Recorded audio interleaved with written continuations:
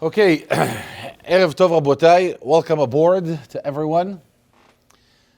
I would like to welcome you and acknowledge you for being here tonight. But before we start, I do want to say that this SHIUR, it is important for you to know that this SHIUR is being possible due to many kind hearts that are sponsoring the ability for this SHIUR to exist because of the expenses that we have to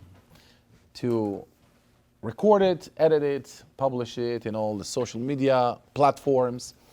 And Baruch Hashem, that HaKadosh Baruch Hu brought to this world many Jews that have an amazing, amazing heart.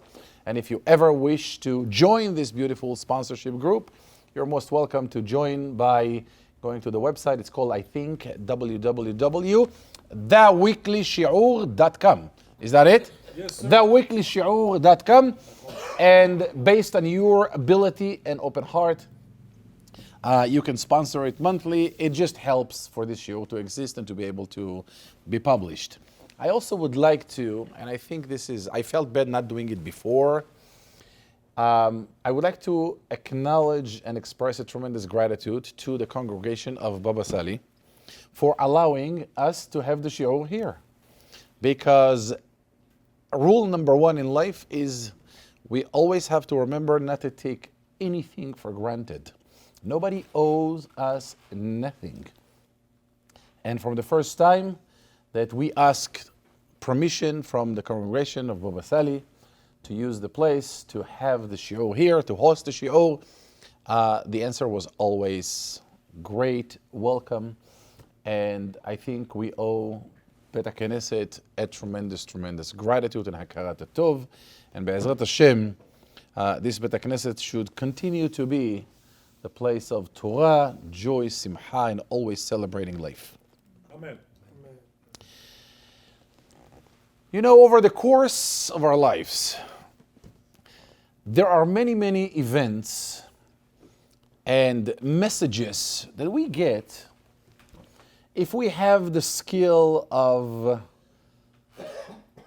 active listening power and open eyes, to really open our eyes and open our ears to get some lessons that are going on around us, because some of those lessons, even those that we reject at the very beginning, sometimes are, things that we hear and we experience, we don't feel that they are right or the message is wrong, and it doesn't resonate well with us.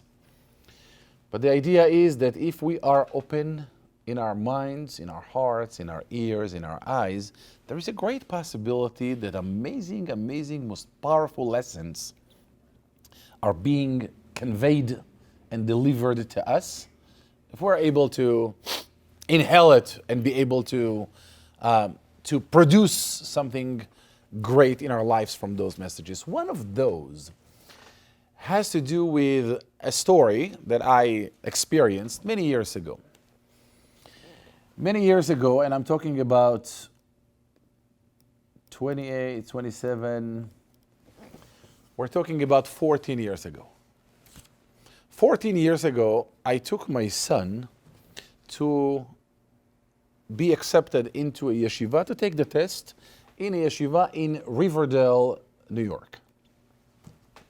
He ended up going to a different place, but he wanted to go to Riverdale. It's a great yeshiva. It's a very hashuv place. And he wanted to be accepted to this yeshiva. So he went on a, like it's lehavdil, like a college tour, yeshivot tour. We went from place to place, from Philadelphia to Long Beach and to Riverdale. And I took him. I went from place to place with him. He was a little kid, 13, 14 years old. And we went. As we were walking to the Riverdale yeshiva, I met for the first time in my life the Rosh Yeshiva, one of the most genius, powerful Rashi Yeshiva on earth. His name is Rabbi Avraham Osband. That's his name. He is the Rosh Yeshiva until today. One of the greatest speakers, but not only a speaker, like a Rosh Yeshiva, a Mechanech, a deep thinker, an amazing, powerful, genius, talented Hacham, and he's the Rosh Yeshiva. I've never met him before, but that was the first time for me to go see him. I go to his office, my son is outside, and he told me, come to the office, have a seat. I'm sitting in his office, and he gets a phone call. He gets a phone call, and I'm witnessing it. My understanding at the moment was that he got a phone call from one of the Bahurim of the yeshiva that got married that night. He's getting married that night. So, Hatan is getting married tonight. And he's on the phone with him. He picked up the phone because he had to. Hatan is calling him in the midday that tonight he's getting married. Rabbi Osban picks up the call and he said, hello, how are you? Probably he heard, I did not hear the other side, but he probably heard, Baruch Hashem, it's great. And then he asked him, he said, how do you feel? How do you feel today? And apparently this student didn't know what to expect. And he answered from his heart, the way he experienced the moment. He probably used the word, not probably, he used the word excited. How do you feel? He said excited, he's getting married tonight, he's excited. Rabbi Osban, and I'm witnessing it, I never met the Hacham, the Rosh Yeshiva, never before in my life. He got up out of his chair and he started to scream his lung out. Excited? What are you excited? You're getting married tonight and you are excited? You're getting the most responsibility of your life and you are excited? Do you understand the responsibility on your shoulder? You are building a new family. You are excited. I was watching that and I said to myself, Ribono Shel Olam, my son will go to any place in the world, not here. Not here. This is crazy. A Hatan in the day of his wedding is not allowed to be excited? Like, what's wrong? Lama lo? And he continued screaming at him, excited, I don't understand you. You should be fearful. You should understand this is not a joke. This is not a game. This is building a family. You know the hayut that you have, bringing kids to the world, taking care of other people's life. Do you understand what it is? You are excited. That's the time to be excited. Poor guy. I guess he became mute and he couldn't continue talking. And he, excuse me, and he finished the conversation and hung up. I had no idea what to say to him because I was ready to scream. I was ready to fight. I was ready to raise the question, like, why not? Like, what's wrong? A Hatan is excited, lama lo? When else should he be excited? But I was concerned that if I will start fighting with him on the first date, my son has no chance in this yeshiva, so I have to be quiet. So I have to keep my Moroccan nature and keep it on hold and keep it down, so I don't have to fight with him. So I said, Hacham, you're very right, it's amazing, it's really great. And we had a wonderful conversation, and we have a great relationship since then. But I left the office, I left the yeshiva, and I started to think about it. What was he saying? You have to understand. We have to understand. This is a giant. He's a Talmid Hacham in a very, very high caliber. What is he saying? He's not crazy. If anybody's crazy, it's me, not him. What is it? What is he saying? What's wrong with being excited? Lama. Why not to be excited? What's wrong with being excited? And then when I was thinking about it, I couldn't thank him enough. I could not thank him enough for this lesson that I learned from him. Because in reality, when you pay attention to this, you will see something that is an unbelievable riddle. We call it the riddle of marriage. Think about it for a moment. We're all excited, right? Somebody gets married. Have you ever been in a wedding in your life? I'm sure you were, right? Do you believe that I'm completely out of my mind saying that when you go to a wedding looks like a happy event? It does, right? It looks like a happy event. You go to a wedding and it's really, really beautiful and emotional, and it looks like a happy event. You see the groom, you see the bride, you see love, connection, tears, which, by the way, I've never understood why a groom and a bride are crying in that moment. They have so much time to cry afterwards. Why now? You have an hour to enjoy. Now you're crying. But it is true that it is an optical illusion that we have by looking at weddings and feel this is a happy event. It looks like it. You look at the flowers, you look at the food and the dancing and the music. It looks an amazing, beautiful event. Now take a deep breath and let's get real for a minute. What do you think is the successful rate of marriage today? 5%. Seriously.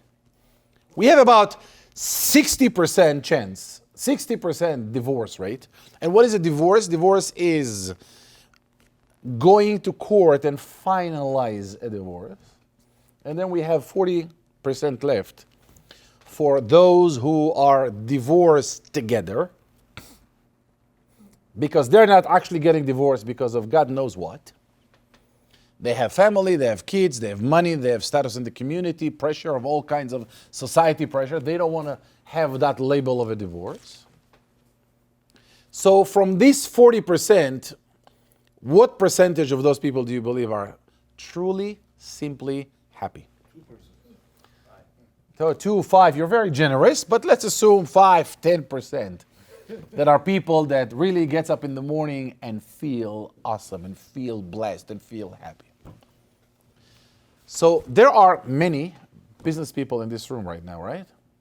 Let me ask you a question. Are you ready to invest $10,000 in a business that have 90% chance to fail? To fail? Yeah. No. No. No normal human being, no normal businessman would ever say, Eli, I'm going to develop a business, really great business, 90% chance to fail, give me $100,000. So you're crazy, I'm going to give you $1. 90% chance to fail? What do you think, I made my money from the trees? I worked hard, I sweated for my money. $100,000 for what? But if we are becoming real, now go back to the wedding. You go to a wedding, you basically witness a 90% chance of misery. But they're doing it for the mitzvah of Hashem. 90% chance of misery. And they are not investing $10,000 or $100,000. They are investing their life into this. They are investing physical, mental, emotional, financial, and you name it. That's what the Chacham was like, are you excited? So what is it, now when you look back to ask, what are you excited about? Is there really anything to be excited about this? You see a groom and a bride today under the chuppah, you know one thing scientifically.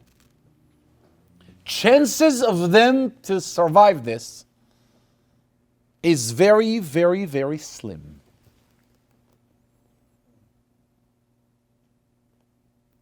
And most marriages are ending up in a family law attorneys that making billions of dollars a year out of those marriages. I said it the other night.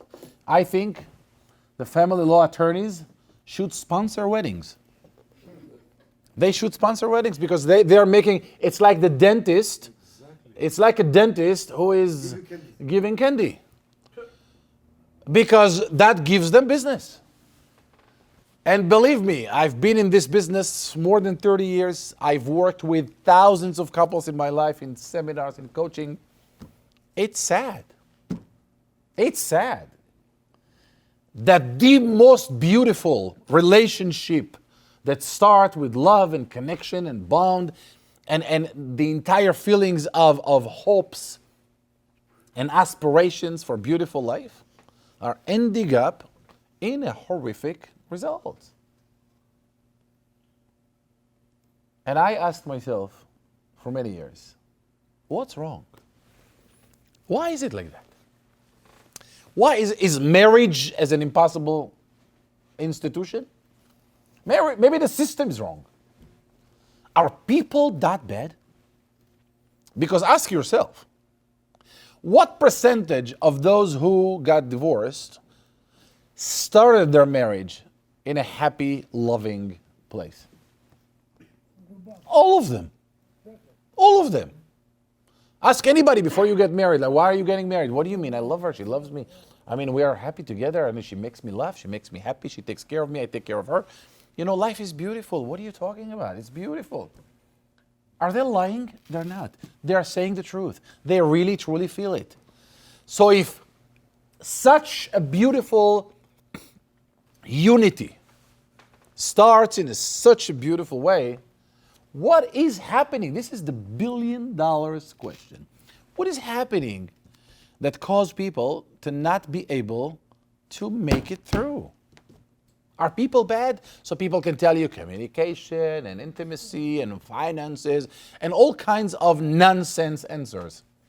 Because in the end of the day, those people were together for years before, and finances was not a problem, love was not a problem, communication was not a problem. Something happened the moment she gets the ring. Something about the ring that switches and shifting the relationship until people, and by the way, I want to say it in a clear way because this is my biggest passion in life. I want to make sure that we all understand that point. We're not talking about a failing business. We're talking about a failing relationship in marriage that contains an immeasurable pain. You have to understand. And I don't feel that I'm exaggerating by saying your marriage works, your life works. And when your marriage doesn't work, there is an enormous pain on you, on your spouse, and on the innocent children. But we should never underestimate the significance of the damage when such a relationship don't work. There are children that are suffering. I can tell you things, I can get you cry tonight. I've witnessed situation where kids were collapsing to pieces on the floor and begging their parents, stop fighting. Stop fighting at 5, 6, 7 years old. Stop fighting. They're having a horrible life and it affects them for generations after. This is not a joke. We're not talking about you invested $100,000 and the business failed. Yalla, kapara. This is not what we're talking about. We're talking about people who are being soul damaged for the rest of their life. And when the kids are getting married, what do you think they're doing? They're doing the same thing as a copy and paste business. So there is an enormous responsibility on this game, enormous responsibility. And I was digging so deeply for many years to understand what's wrong, why it doesn't work.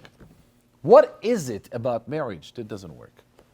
And I refuse to believe that the reason why it doesn't work is because people are bad or people are wrong. People are not smart. I don't think it's true. People are wonderful human beings. Honestly, people are the most precious creation Boy Olam created, every single one of us. So what is it? And I do believe that I am ready to suggest something that I suggested to myself many years ago. And I think it's true. Anybody who wants to disagree, there is no problem, because I always believe that people are entitled to be wrong.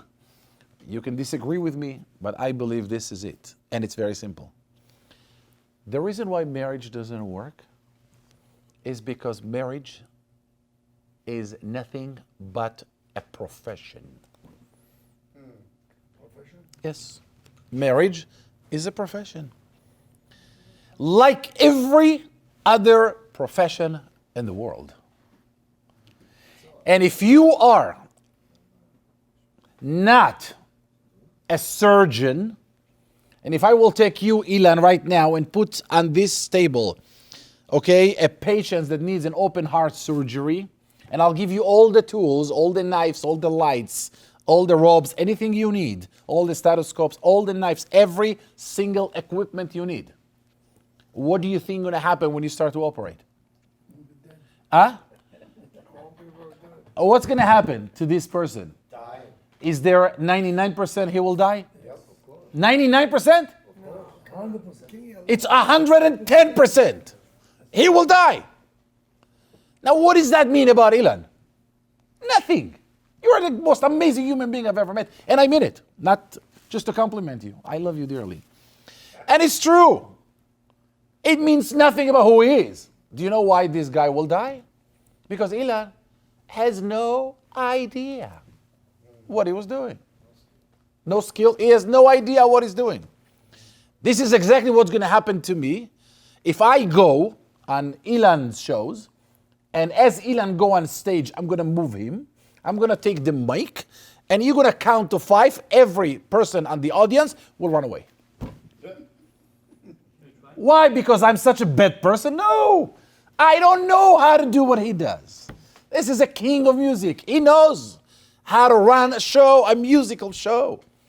He understands. He knows what he's doing. Yes or no? And every single one of us, in every single component of life, in every single department of life. And this is a universal rule. You know what you're doing, you'll succeed. You don't know what you're doing, you'll fail. Not because you're a bad person. You just have no idea what you're doing. You take a 747 and try to take off. It'll crash, if it will even move. It'll crash, because you have no idea what you're doing. And let me tell you, being in a relationship, in a committed relationship, for 70 years with the opposite sex in this world, this is, I call it this way, I think this is the biggest proof in the world that Borei Olam has a great sense of humor. Great sense of humor. To believe you can take a man from Beersheba and take a girl from Russia and put them together. He speaks Moroccan Arabic and she speaks Russian. And put them together for 70 years, 24/7, and believing somehow it's going to work, you got to have a serious sense of humor. There is no way in the world that marriage can work unless we understand the formula and the recipe and how it works. If you are not educated about how to create and build, do you know how easy it is to get married? To get married is a piece of cake. You are a guy and she's a girl, and you have enough money to hire a party planner, and you have a place, you get married. To get married, it takes nothing. To be married is a completely different profession. And when people don't have the skills, the knowledge to run this committed relationship, chances for them to succeed is slim to none. And reality shows, statistics shows, this is an unbelievable thing. I can tell you this, it is so painful. I remember, I used to teach in Seattle, Washington 24 years ago. And I'm talking about 24 years ago, this is not today. Today is by far worse. True story. One day, one of the mothers of my students came to me. She said, "You're not going to believe what I'm going to tell you." She said, "My son yesterday came home hysterically crying." "What happened?" I said to him. And she said, "My son told me, Mom, I'm very, very upset because you lied to me." "You are a liar, Mommy." I said, "I'm a liar? What did I lie to you?" The boy said, "Mom, we are poor family, right? We are a poor family. Why you never told us that we are a poor family? His mother couldn't believe what she hears. She says, look at her son and says, what are you talking about? We are a poor family? What, do you miss anything? We have a beautiful house, we have cars, we have life, we have food, you have clothing. What are you talking poor? Who told you we are poor? We're not poor. He said, Mom, yes, we are poor. Admit it. It's okay. It's about time now to tell me the truth. She said, what makes you feel we are poor? He said, Mommy, every single kid in my class have two homes, one of the dad and one of the mother. We are the only family have one house. Why everybody have two homes, we only have one? And if you think it's a joke, think again. Think again. This is a scary reality. And when people don't know how the recipe, the formula works, the blueprint of relationship work, and they're entering into this just because I believe it's going to work.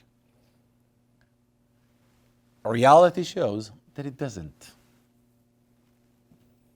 And that brings us to the serious question.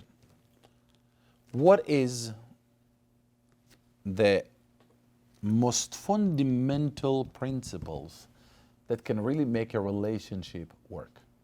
Now, please do not get excited. I'm not going to go through this now because it is impossible to do it in an hour.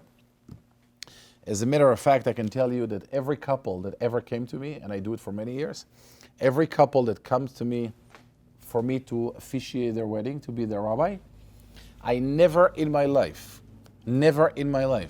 officiated a wedding unless this couple went through 10 to 15 sessions. Together and alone, depends on the situation. If I am not preparing you to celebrate life the day after the wedding, I am not getting involved in the crime of getting you married. I will never be there. And there are many people that told me, please, we don't need anything. What are you talking about? We're going to teach us what? Don't you see? We're in love. We're in love. Everything is great. Please come officiate the wedding and just be quiet. We don't need anything. Definitely not from a rabbi. We don't need you. We don't want anything. I said many times, go find somebody else. I am not going to get involved unless you know what to do a day after. And this is very, very important. Now, why am I talking about this tonight? Because I could not resist. Parashat HAYE SARA, could not resist. This is the source of how to get married. There is no better place to go to the source than going to this source of the Torah to say, wait a second, marriage, the distinction of marriage, what is marriage? What is marriage? How does it work? What do I do? How do I start? And we have the most, Baruch Hashem, Baruch Eloheinu, שבראנו לכבודו והבדילנו מן הטועים ונתן לנו תורת אמת. Kadosh Baruch Hu blessed us with an unnecessary need to guess anything. Do you want to know marriage? Go to the source of marriage. Go to the source of the principles, the fundamental principles that create marriage. Go, dig in, learn every word and every move and every concept in it so we can really save lives of ourselves, of our spouses, of our children, and for the entire family around us.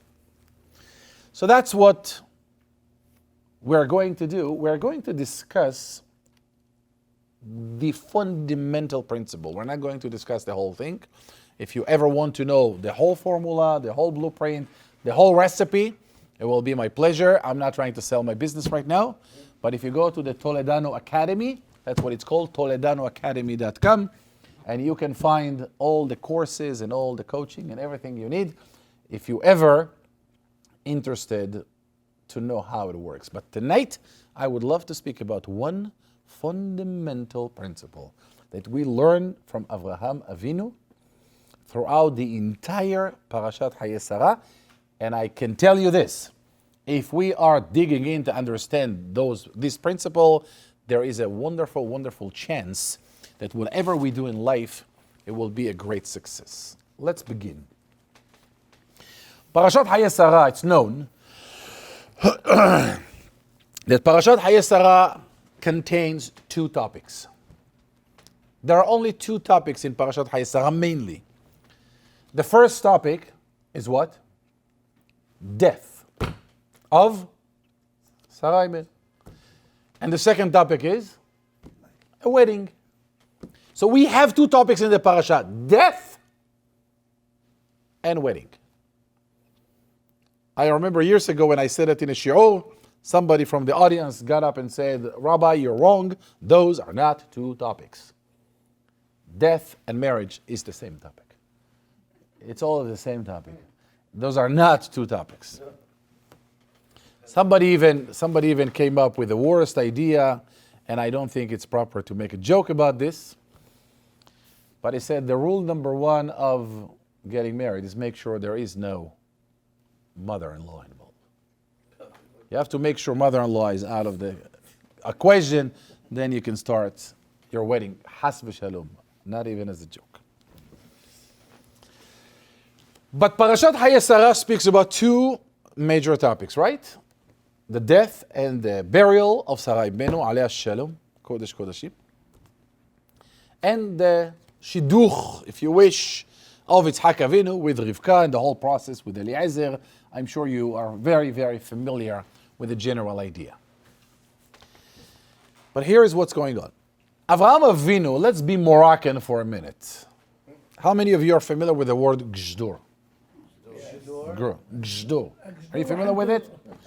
Okay, Gzdur is a kind of a word that unless you see it, you don't understand what it means. But when you see it, you don't care what it's called. You experience that very well. Gzdur is a kind of a topic, is a kind of a concept of an experience when somebody is mourning and suffering and is in very, very deep pain. Very deep pain. We can make fun of the word in Arabic, but the general idea, it is an experience that people experience when they're experiencing pain. Avraham Avinu, listen real estate people, Avraham Avinu is coming from Be'er Sheva to Hebron to bury Sarah Imenu. ותמות שרה בקריית ארבע היא חברון בארץ כנען, ויבוא אברהם לספוד לשרה ולבכותה.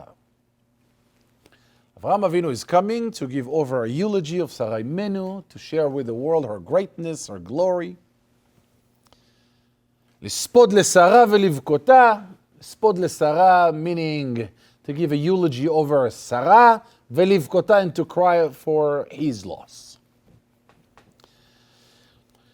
And if we can envision Avraham Avinu in that moment, he's in pain, he's emotional, Sarah Imenu passed away, his partner of life, and he needs to bury her. He needs to find a piece of grave, he needs to find a piece of land. ויקום אברהם מעל פני מתו וידבר אל בן חת לאמור. There is so much to talk about, I'm just going to touch the main points. ויקום אברהם מעל פני מתו וידבר אל בן חת לאמור. Avraham Avinu is putting Sarah aside, he's looking on her body, and he's looking on her funeral place. Now he needs to find a place. The first thing Avraham Avinu does, he gets away from the place. And he needs to buy a piece of property. He needs to buy a piece of real estate that he wanted to keep for Sarah Imenu alayha shalom. Let me ask you a simple question. Did Avraham Avinu know which piece of land he wanted? 100% yes. Listen to this. Real estate people, don't get excited. Avraham Avinu knows exactly what he's after. He wants the building. He knows the building. He appreciates the building. He knows this property very well. He did the survey. He got the engineering survey. He knows exactly what he's after. Location, 100%. Right? Does Avraham Avinu know who owns that piece of property? 100%. He knows. Very clear. He checked MLS. He knows exactly which piece of property he wants and who is. He checked on Zillow. Who is the owner? He knows who is the owner.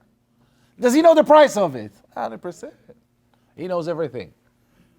but he's showing 0 cards. No cards on the table. He's coming nicely. ויקום אברהם מעל פני מתו, ידבר אל בני חת לאמור. Listen how he started. גר ותושב אנוכי עמכם. By the way, if anybody ever wants to understand real estate, this parasha has to be learned in the details of the letters. Not on the words, the letters. There's so much in it. If you ever want to understand the power of real estate. גר ותושב אנוכי עמכם. תנו לי אחוזת קבר, listen to the words. תנו לי אחוזת קבר עמכם ואקברה מתי מלפניי. גר ותושב אנוכי עמכם. גר ותושב is a contradiction. It's an oxymoron. What is that? גר ותושב. I'm either ger, meaning I just came out of the boat, or I live here. It's my place. Avraham Avinu comes to them and he is starting to insinuate his plan. He says to them, this is not my words, this is Rashi HaKadosh and many of the commentaries. He said to them, hey guys, ani ger, but I am also a toshav. I'm going to play whatever you play. You want me to play ger? I'll play ger. You want to be nice and kind to a gerim? I'll do it. And if not, I'll take it. It's mine. Ger v'toshav. Ani ger po. So I will play the way you want to play. Ger v'toshav anochi imachem. Tenu li ahuzat kever. What is that word, tenu li? How does tenu li sound? Does he want to buy it? No. Huh? He's asking for a gift. תנו לי אחוזת קבר עמכם ואקברה מתי מלפניי. Did Avraham Avinu ask for a gift? No. Absolutely not. Absolutely not. And you will see what Avraham Avinu did. Who am I to say genius, but it's magnificent when you learn it. Avraham Avinu is not asking for a gift, but Bnei Het are ahbalim. They thought they're crazy. You don't know what ahbal means? There are many on the street. I'll show you. Vaya'anu bnei Het, they didn't get this point. This is Avraham Avinu, is the Jewish businessman. This is not... ויענו בני חת את אברהם לאמור לו, שמענו אדוני, נשיא אלוהים אתה בתוכנו, במבחר קברנו קבור את מתך. איש ממנו את קברו לא יכלה ממך מקבור מתך, רוח אלבי, חביב אלבי, take anything you want. נשיא אלוקים, Rabbi, it's for you. By the way, if anybody ever come to me and say, Rabbi, I can sell you this, but this is the price for a Rabbi, I know he doubled the price.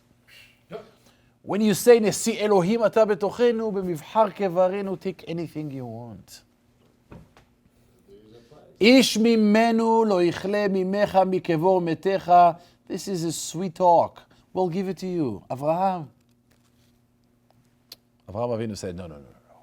I don't want a gift. I want tabo, exactly. אני לא רוצה gift. Of course. I don't want a gift. ויקום אברהם וישתחו לעם הארץ לבני חת. Avraham Avinu is looking at Bnei Het and he said, thank you so much. I deeply appreciate it. What is he doing? He wants a gift or doesn't? If he doesn't want a gift, ask them to sell. And if you ask for a gift and they offer a gift, accept it. Every single move calculated. וידבר איתם לאמור. And he said, now that you are so nice, they have no idea what he did. We'll talk about it in a second. He said, now that you're very, very nice and sweet, I have another request. וידבר איתם לאמור, אם יש את נפשכם לקבור את מתי מלפניי, do you really want to help me? You want to bury my wife? This is something that you want to help me with? Please, שמעוני. Listen to me, dear. Please. ופגעו לי בעפרון בן צוחר. I need to talk to Ephron ben Zohar. Ephron ben Zohar was the richest man in town, in Hebron, and he owned that property. I need to talk to him. Did Avraham Avinu had the target clear before? 100%. He knows he wants that building. He knows that Boeing are building an office right next to it, and it's going to be a lot of employees. The property will worth a lot. So Avraham Avinu said, אם יש את נפשכם לקבור את מתי מלפניי, שמעוני, ופגעו לי בעפרון בן צוחר, וייתן לי את מערת המכפלה אשר לו, location, אשר בקצה שדהו, I know exactly where is the land, I've got the survey, I know exactly what I am after, בכסף מלא יתננה לי, בתוככם לעוזר, I'll pay for it. I'll pay full price. No worries, I'm not asking for a gift. Again, גר ותושב is a contradiction. בכסף מלא יתננה לי is also a contradiction. Because בכסף מלא means I'm about to pay. יתננה לי, it's a gift. So what are you asking, Abraham? Are you asking to buy? Are you asking for a gift? עפרון didn't get that too. עפרון יושב בתוך בני חטא. ויען עפרון החיתי את אברהם באוזני בני חטא. לכל באי שער עירו. Pay attention to this. Do you know where this deal is taking place? The whole neighborhood is there. This is not a secret business. I want everybody to know. לא אדוני, שמעני, said עפרון to Abraham. Never. השדה נתתי לך. והמערה אשר בו לך נתתיה. לעיני ונעמי נתתיה לך, קבר מתך. חס ושלום, I'm going to take money from you. What are you talking about? אברהם אבינו, נשיא אלוהים אתה. I'm going to take money from you. Rabbi, you don't take money from a rabbi. said אברהם אבינו, וישתחו אברהם לפני עם הארץ. תודה רבה רוחי. השם ישמור אותך באמת. You're a very, very kind person. You're an amazing human being, Mr. Ephron. But that's not how I want to structure this deal. וידבר אל עפרון באוזני עם הארץ לאמור. And by the way, please pay attention that all of this negotiation, all of these brilliant moves are taking place while Sarah Imenu is still there. There is no feelings, there is no emotions, there is no crying, there is no mourning, there is no pain, there is no avelut. There is a business deal here. Straight business. Clear yourself from emotions. Got to do, you got to, how do you able to do that? וידבר אל עפרון, אברהם אבינו, וידבר אל עפרון באוזני עם הארץ. He made sure they listen. No one would ever say, I didn't mean, I assumed. אחי מתה לו שמעני. Listen to me now. נתתי כסף השדה, קח ממני. Take the money. ואקברה את מתי שמה. Let me pay you. And he showed, נתתי כסף השדה, קח ממני. He offered him the money. Ephron saw the cash. When your seller sees the cash, when he sees the proof of funds, he's believing you're more serious. ויען עפרון את אברהם לאמור לו, you know what? בסדר. אדוני שמעני, ארץ 400 שקל כסף, ביני ובינך מהי? 400 שקל כסף, זה nothing. ואת מתך קברו. וישמע אברהם אל עפרון, וישקול אברהם לעפרון את הכסף, שדיבר באוזני בני חטא, 400 שקל כסף, עובר לסוחר. אברהם אבינו purchased the entire specific piece of land he wanted. How is this that Avraham Avinu is able to calculate every, and there are many more details I skipped. I skipped a lot. There are so many details that Avraham Avinu was calculated.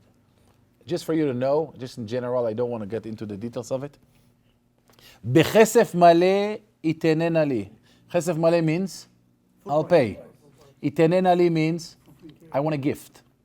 Do you want to buy or you want a gift? Avraham Avinu wanted both. What does that mean? And this is what Avraham Avinu did. Do you know, this is a long topic, but I'm just going to touch it. We're not going to go into the entire details of it because it's a long, deep topic in Hoshen Mishpat. What does a person do if I know that Shai has a piece of property that underneath the property there is oil or gold or diamonds, God knows what. I know it, Shai doesn't know it. Impossible. Shai, that's true, by the way. I believe you. I believe you. I believe you. I believe you. So there is impossible that Shai doesn't know everything that's happening in his property. But imagine that. Shai doesn't know. Serious question. Shai has no idea, but I do. I know that underneath his home or piece of property, there is an enormous, amount of gold and whatever, diamonds. He has no clue. He just bought this property, fixed it, made it beautiful, his Shai knows how to do, and he's excited. He bought it for $500,000, now it's worth $1 million. And here I am, I know that this building worth $50 million, Shai doesn't know. And I go to Shai, I know he's excited, he bought it for $500,000, now he wants $1 million. Shai, I love you, here's $1.5 million.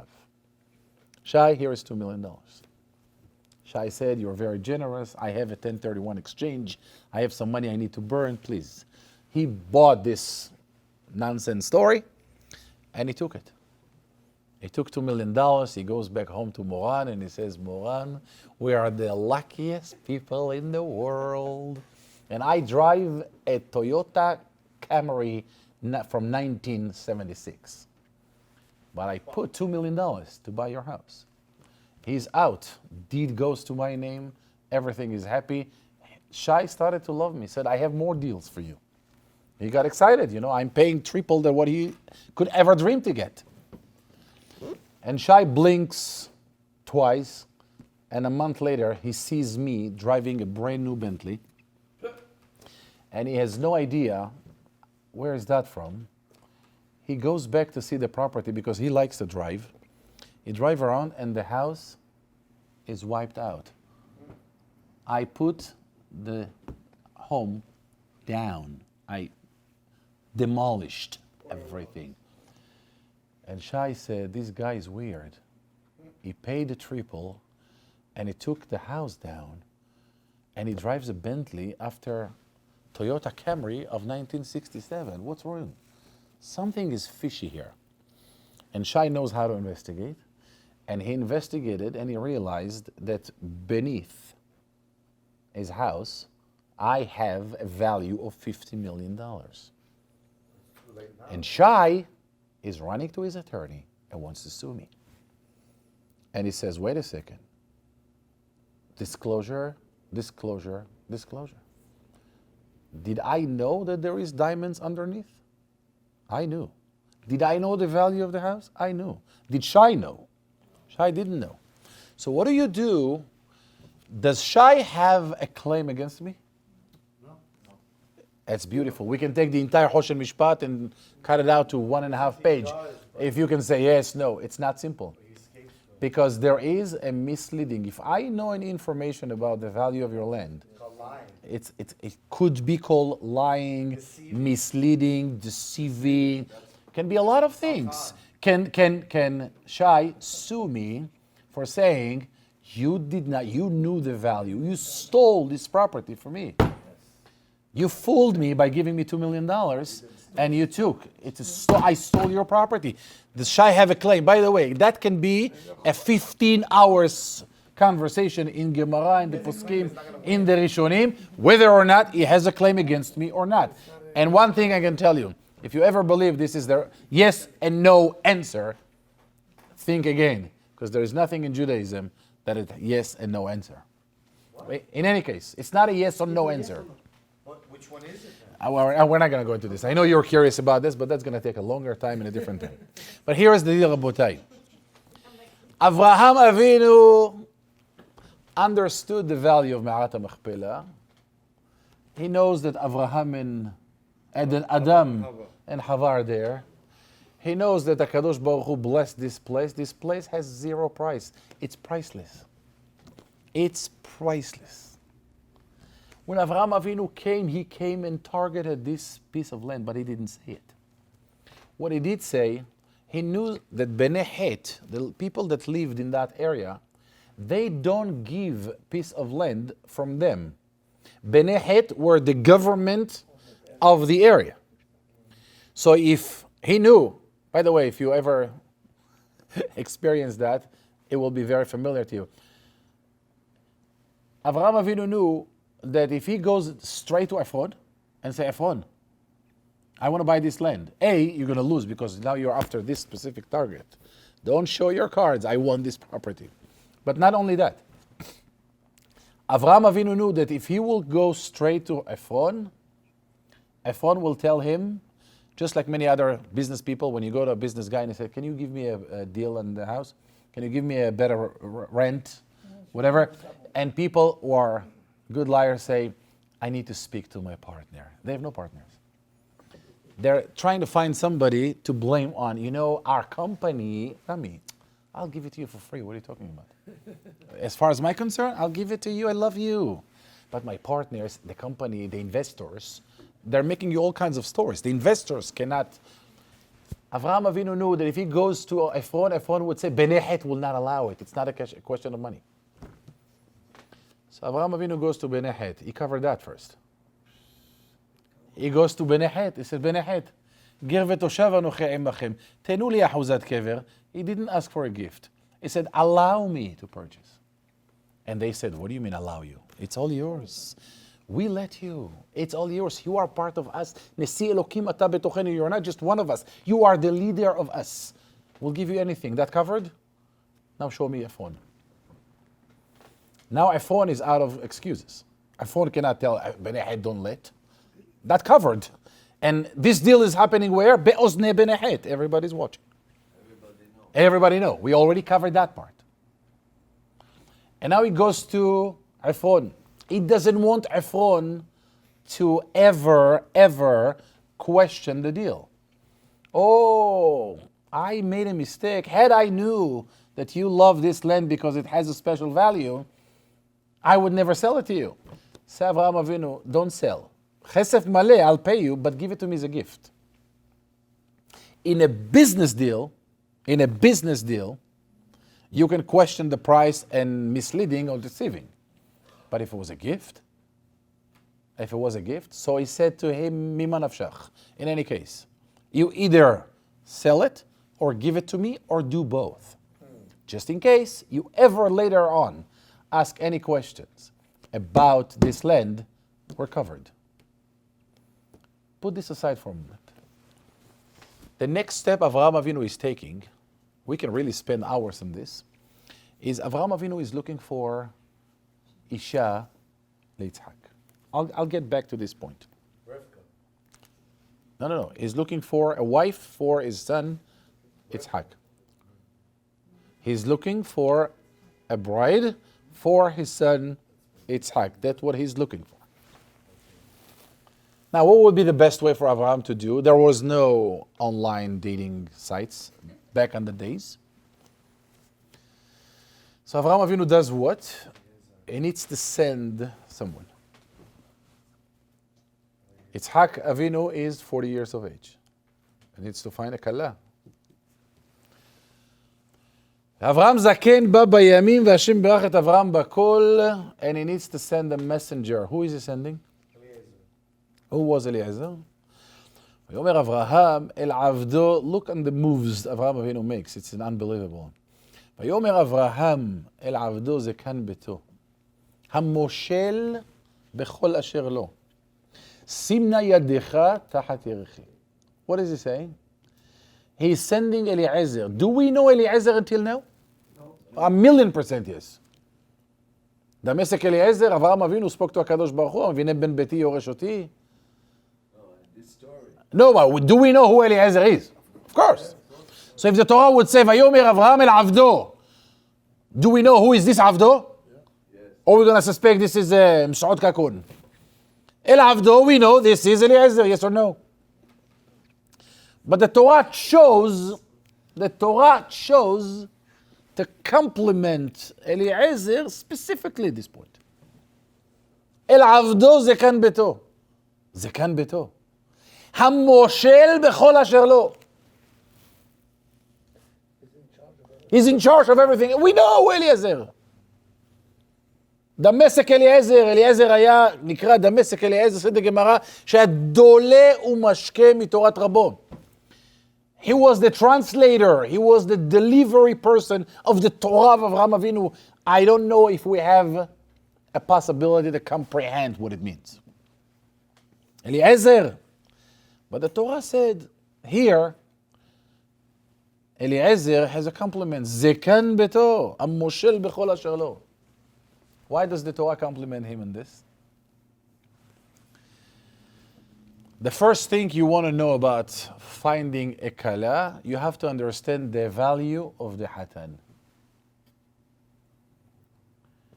Before you choose who the kala is, you have to know who are you looking for. If you understand who Yitzhak is, you're going to search for a kala for Yitzhak, not for anybody. Who knows Yitzhak the most? Eliezer. Eliezer knows the Sahora.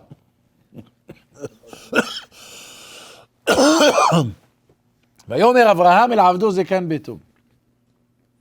המושל בכל אשר לו. By the way, the word moshel is not only controlling the finances of Avraham Avinu, which he was,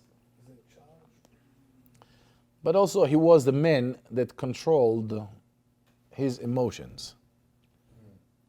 המושל בכל אשר לו. מושל ברוחו, טוב מושל ברוחו מלוכד עיר. Does Avraham Avinu trust Eliezer on the mission? No. והשביעך בהשם אלוקי השמיים, תשבע. What is he telling him?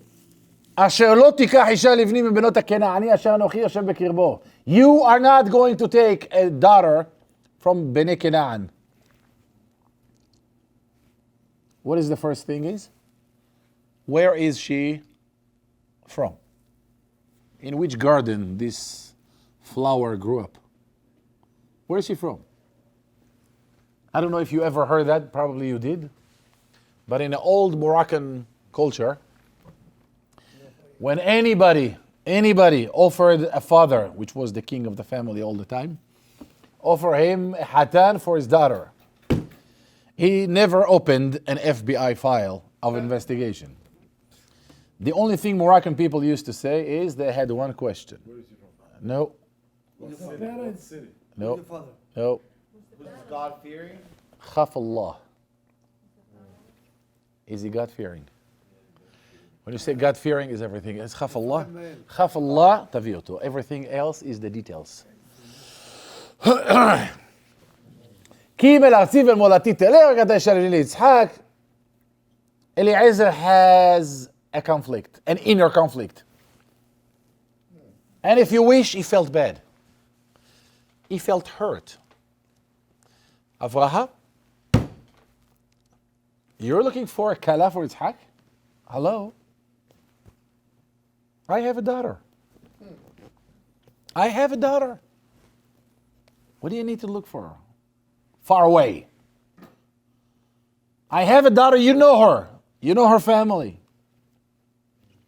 Said Avraham Avinu, the Midrash said Avraham Avinu to Eliezer, I get this, but I want you to know. It wouldn't work with the Moroccan culture, but that's what he told him. Said Avraham Avinu, listen, Ani Baruch.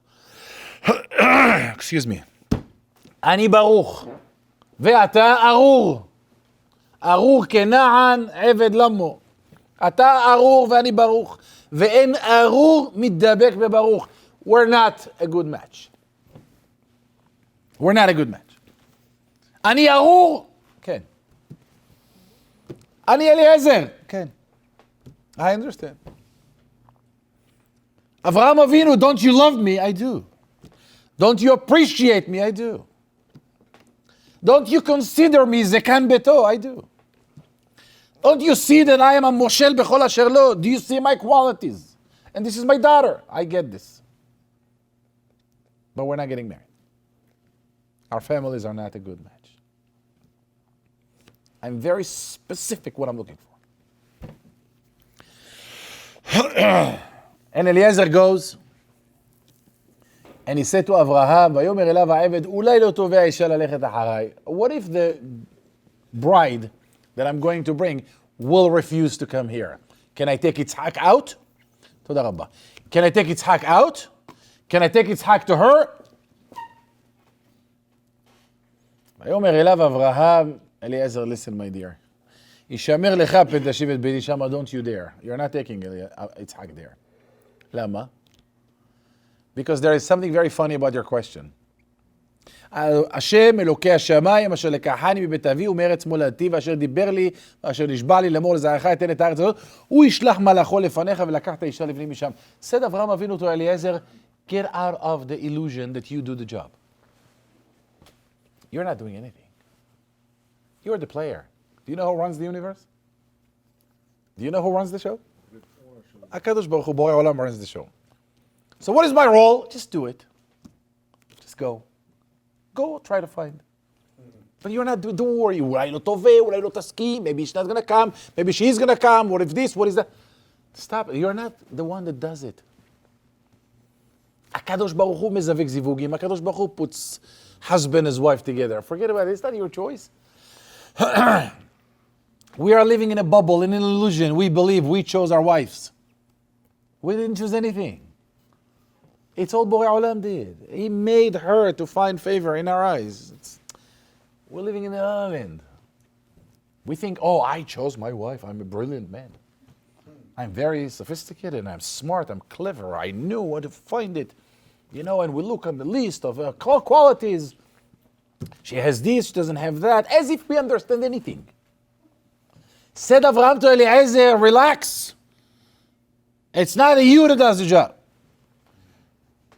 Kadosh Baruch Hu yishlach malacho lefanecha. Oh, Avraham Eliezer said, oh, that's not me? Okay, who does it? HaKadosh Baruch Hu does it? Okay. Ribono shel Olam, hey, let's carry the deal. Let's cut a deal, you and I. I'm going to go to places, and I'm going with my camels, and any place I go and I see a be'er, a well, that I need to give the camels to drink, and the camels, mashallah, they know how to drink. He said, I will go and ask for water. If I will ask for water, and she's going to say, שתה וגם גמליך ישב, אותה הוכחת לעבדך, ובא ידע כי עשית חסד עם אדוני. In a nutshell, this is the deal. ריבונו של עולם, אברהם אבינו told me that's not me that does the job, right? So who is doing the job? You. Could you please let me know when you... Can you give me a sign? All I need is a sign. But a sign has to be a sign of hesed, a sign of kindness, a sign of midot tovot, because that's what matters. And he goes, we all know the story, and in the end of the story, I'm skipping a lot. Rivka agreed to come. Rivka agreed to come after a long negotiation with Lavan and Betuel. And she is going. When she arrived, this is what the Torah said. ויצא יצחק לסוח בשדה לפנות ערב, וישא עיניו וירא והנה גמלים באים. יצחק יצא לסוח בשדה, and he sees the גמלים are coming. ותישא רבקה את עיניה ותראה את יצחק, ותיפול מעל הגמל. חס ושלום, exactly the opposite. She was never wanted to be superior, even in physical height. I'm not higher than you, even physically. ותיפול מעל הגמל. ותאמר אל העבד, מי האיש הזה הולך בשדה לקראתנו? In Yiddish we say, שכונדה. מי זה? ואומר, העבד הוא אדוני. This is יצחק. What is רבקה does? ותיקח השעיף ותתכס. צניעות. ויספר העבד ליצחק את כל הדברים אשר עשה. He told him the facts, what exactly happened. So this is the shidduch, right? And how this shidduch ended up. ויביאה יצחק האוהלה שרה אמו. שרה כבר לא חיה. לאוהל. Sarah is no longer here. But he brings Rivka to the tent of Sarah. Why? That was the metal detector. We need to check. Said Rashi HaKadosh, האוהלה שרה אמו for what? ויביאה האוהלה ונעשית דוגמת שרה אמו. כלומר, והרי שרה אמו, שכל זמן ששרה קיימת, as long as Sarah was alive, there were some miracles going on. היה נר דלוק מערב שבת לערב שבת. They used to light one candle and it lasts for a whole week. Hanukkah every week. One candle the whole week. Miraculously. It was a miracle, it was a nis. Not only that, ברכה מצויה בעיסה. Sarah used to, mix the dough to make the challah, and she take 1 pound of each, and before she finishes, 15 pounds. וענן קשור על האוהל. There was a cloud of Shekhinah above the tent of Sarah ממנו. Go figure. עין לא ראתה אלוקים זולתך. It's impossible to understand. ומשמתה פסקו. When Sarah ממנו passed away, all of those miracles stopped. אין ענן, אין ברכה בעיסה, ואין נר דלוק כל השבוע. וכשבת רבקה חזרו. That was the test. Are you like my mom? אחרי מו, ויביאה יצחק האוהל לשרה אמו, ויקח את רבקה, ותהי לו לאישה. What did he do? He married her. ויאהביה. And then he loved her. It's exactly the opposite of the way we do things.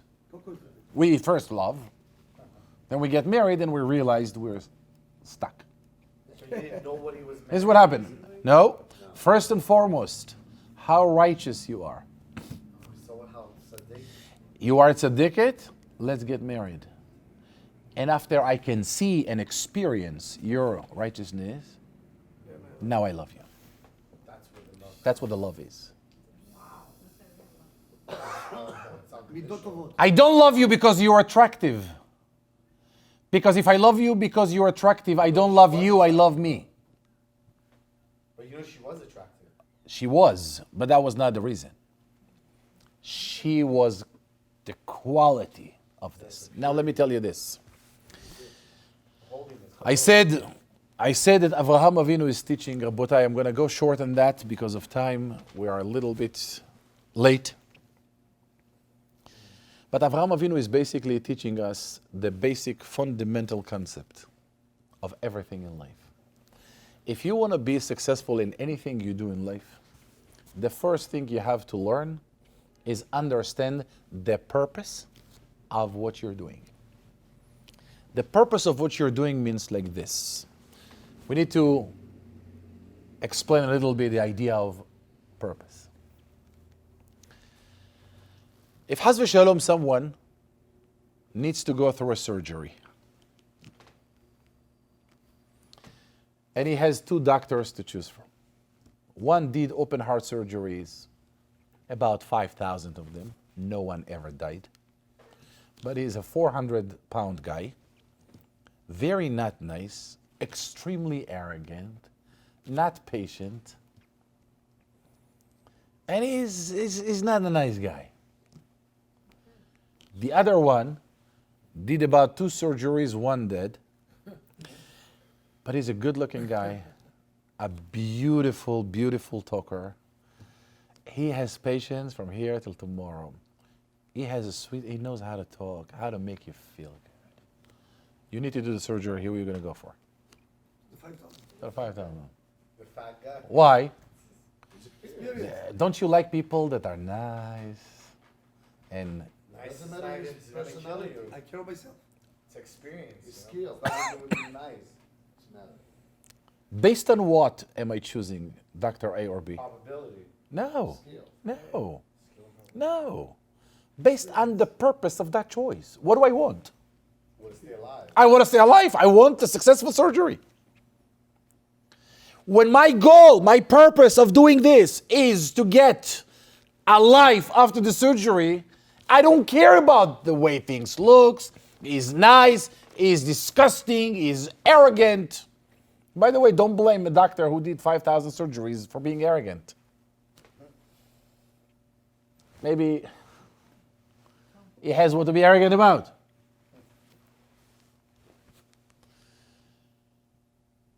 In a normal life, for a friend, you're going to choose A or B. You're going to choose the one who's nice. But the purpose is not friendship. The purpose is success rate for my surgery. So I'm going to pick the one that will serve best my purpose.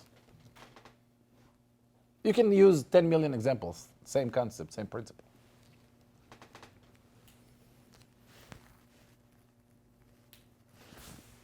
Moreover, Rabotai, the biggest mistake people do in getting married today is because people have no idea what the purpose of marriage is. And I'm cutting it short. Most people in the world, I can tell you this, and I do it on purpose and intentionally to get people to think. When a couple usually comes to me and they said, oh, Rabbi, we're getting married, and they think, they're all over, they're excited. And they're very happy, and they say, we decided to get married. And I look at them and I say, you decided to do what? Like I heard the news of Tisha B'Av now. You're doing what? Oh, we're getting married. And I looked at them in a very, very game face. And I said, why? What do you mean, why? I love her. Oh, you love her? Then live with her. No, I need to get married. Why do you need to get married? Listen, we need to create a family. We need a commitment. If you need a commitment, then commit. What do you need marriage for? What do you need to legalize love? What do you need to legalize? Love her. It's much easier, make more sense. Let me tell you, by question number 5, they look at me and they question if I'm a true rabbi. No. They look at me and say, are you really a rabbi?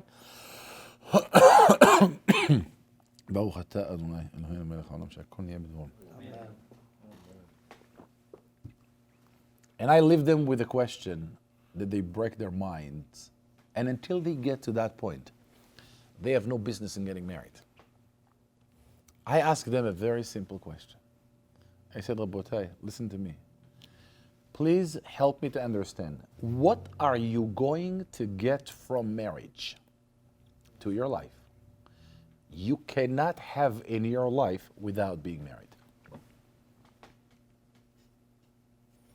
What marriage will add to your life that you cannot experience without being married? Do you know what the answer is? Nothing. Well, doc, piece of paper. It's, what do you need this piece of paper? What do you need to get? What's marriage is all about? Same thing as When why- somebody said, I don't know what marriage adds to my life, because I can get anything I want without being married, that means he has no clue why is he getting married. Or what marriage, the distinction of marriage is all about. Status. Status? Who needs the status? Yeah, like you got It's to- much easier, It's like you gotta have safer. knowledge for being a doctor. It's much easier. The degree, right? Listen, it's much easier and safer to live life without being married. We live together. We live together. But that's not marriage. And we live to Girlfriend. wait. We live together. We live together, and if we, Yeah, the paper finalizes it. you don't need. What do you need a paper to finalize? Yeah. I have a relationship in my life. Shnia, wait a second. I have relationships in my. Shnia. I have relationships in my life that are as strong as any other commitment, and you don't need to sign a paper. You don't need to sign a paper. Then why You don't need. Ketubah then? Shnia, wait a second. Hashem, But the truth of the matter is. not married? The truth of the matter is that the reason why this person cannot answer what marriage adds to your life, the reason why people cannot answer what marriage can add to my life that I cannot have without being married, because I trap them by the question. there is nothing that marriage will add to your life. Because marriage is not a system. The purpose of marriage is not a system that was created to satisfy your needs. It is not about what I am going to get from marriage. It's not about how my life will be better. It's not about what I am going to gain. The purpose of marriage in the Torah is nothing but avodat Hashem. The biggest mistake people make is when they believe that marriage is a unity between two people. Marriage is not a unity between two people. Marriage is a unity between men and a woman and God. If you take God out of the equation, marriage has no chance to survive. Very simple. Avraham Avinu, before he makes any move, he calculated the purpose. Why am I going to buy this Me'arat HaMachpelah? He is not going to buy a piece of land so he can bury Sarah Imenu. He's going to create Me'arat HaMachpelah as the source, as the root, excuse me, as the source and the root of the tefillot of Am Yisrael to connect to Borei Olam. Me'arat HaMachpelah is the cell phone, is the Wi-Fi that connected Am Yisrael and Borei Olam. He needs the Avot HaKedoshim and the Imaot HaKedoshot to be buried there. I am not here to buy a piece of real estate. I'm here to create the connection of Am Yisrael for thousands of years ahead. So I need to buy this land. This is where HaKadosh Baruch Hu will be connected to Am Yisrael. When Avraham Avinu is looking to find a wife for Yitzhak, he's not looking to get Yitzhak dancing in the wedding. Excited. He's not getting Yitzhak excited exactly. What are you excited about? Said Rabbi Avraham Osband. What are you excited about? This is not about excitement. This is about building the Jewish generation. Yitzhak Avinu is not another person that needs to get married. Yitzhak Avinu is not going to have children so he will have a cute baby to kiss and hug and say, Daddy. This is not a purpose of having kids in the world. This is not a purpose of being married. Being married is the unity between a man force and a woman force and Borei Olam together. If Borei Olam is not dwelling in the business of marriage, marriage has no chance to exist. So Avraham Avinu said, if you want to succeed in anything, before you make the first step, what's your purpose? What's your purpose? If Shai and I are going to create a business together and we take the most beautiful office in the world, and Shai comes to work at 6 a.m. and I come at 9:30 with a Starbucks coffee because I have a gorgeous office with a view, and I sit there and play chess on my phone at 11 o'clock in the morning, and Shai comes to me and said, hey, what are you doing? I said, Shai, we started a business so I can have a nice office. Idiot. I started a business so you can have an office? What, are you out of your mind? Do you know why people start a business? Profit. To make money. No one has a purpose of starting a business so you can have an office. What is the purpose of what you're doing? What is the purpose of your marriage? If all we want, the purpose of marriage is to satisfy our needs and we find the pleasurable devices that will make us happy, yes, marriage counseling is necessary because the main complaint is she doesn't make me happy or he doesn't make me happy, as if the purpose of it is to find a fire to make me happy. Avraham Avinu was a very, very, very goal-oriented, very purposeful in life. Avraham Avinu said, before I take the first step, it's like a GPS. Before you take the first road, what is the first thing you need to put? The destination. If you don't put a destination, every road is the right road.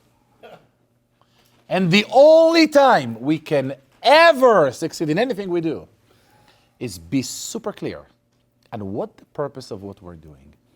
And purpose of Bota is the foundation of everything. The purpose of our marriage, the purpose of our bringing children to the world, purpose of work, purpose of life, purpose of anything we do. When the purpose is clear, all you need in marriage is to verify, A, you have a purpose. B, your spouse have a purpose. C, make sure that the purposes are synchronized. Make sure we have the same purpose. Otherwise, it has no chance to survive. So being and following a purpose of Botai, it's the first fundamental skill we need in marriage, in parenting, and in everything we do in life. Have a beautiful evening.